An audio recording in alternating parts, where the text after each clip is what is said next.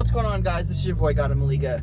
Today we're going to be talking about the Skunk2 lowering springs, because I know that there's a lot of you who were asking in the lowering springs video and in other videos too, how is it riding? Is it rough? And this and that. So this video is going to answer all the questions, so that way if anybody else asks me a question, I can just drop the link of this video so it can really answer everything. If you have a more specific question, then I can try my best to answer it. Otherwise, here's the video to answer all your concerns about the Skunk2 lowering springs. So I bought the Skunk2 lowering springs 10,000 miles ago. Okay, 10,000 miles. To ride around in a car like this for 10,000 miles on lowering springs and for the struts not to be even tired is beyond me.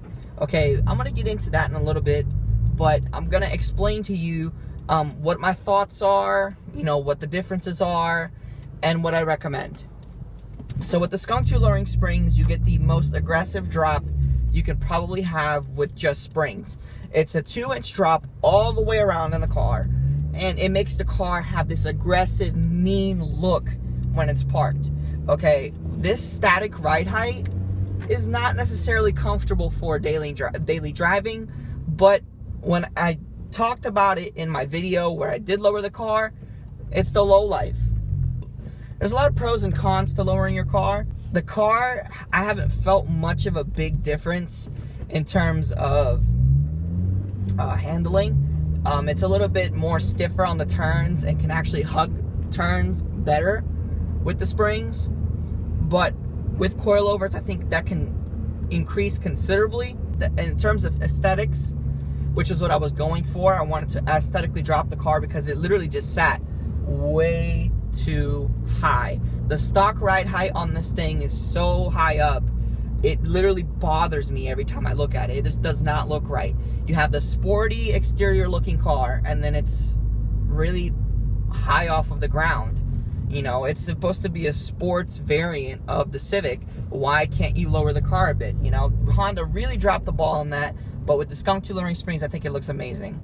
Now, do I recommend Skunk2 lowering springs for those of you wanting to lower your 9th gen Civic? Yes and no. Okay, there's a lot of things that you need to take into consideration. Before you even buy parts for your car, you have to do a considerable amount of research. I did a lot of research on what I wanted, and I finally decided on the Skunk2 lowering springs because I found out it was a 1.5-inch drop, but it's a lie. When the car starts sagging and it gets used to the springs, it sits 2 inches. So if you really want an aggressive drop, then I recommend these Skunk2 lowering springs. If you want a less aggressive drop, I would go something like D2 lowering springs or Tane lowering springs or any other lowering springs on the market that is 1 inch or less. In my case, the car's ride, it's rough, it sucks to daily drive. It sucks to ride on bumps. The car bounces around a lot like this, and it's uncomfortable to an extent, but once you're driving on the highway like this, and it's not so much of a bumpy ride, it's normal, it's OEM. It's just a decision you have to make as an owner of a car. If you want to lower your car, unless it's on airbags, get ready to scrape and all this stuff, okay? Get ready for that, because it's going to happen, it's gonna suck, but guess what?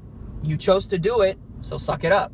However, I do have a lot of advice for those of you wanting to lower your car, period. Not necessarily by lowering springs, but just period. Do it nice or do it twice. I remember a sub told me that, and I thought that was the smartest saying ever. If I had his name still, I'd say it, but I don't remember. He's right, okay? So I'm going to pay the price in the future for having lowering springs because my struts are gonna get tired and they're gonna blow. Then what? So I have to get new struts, new springs? No.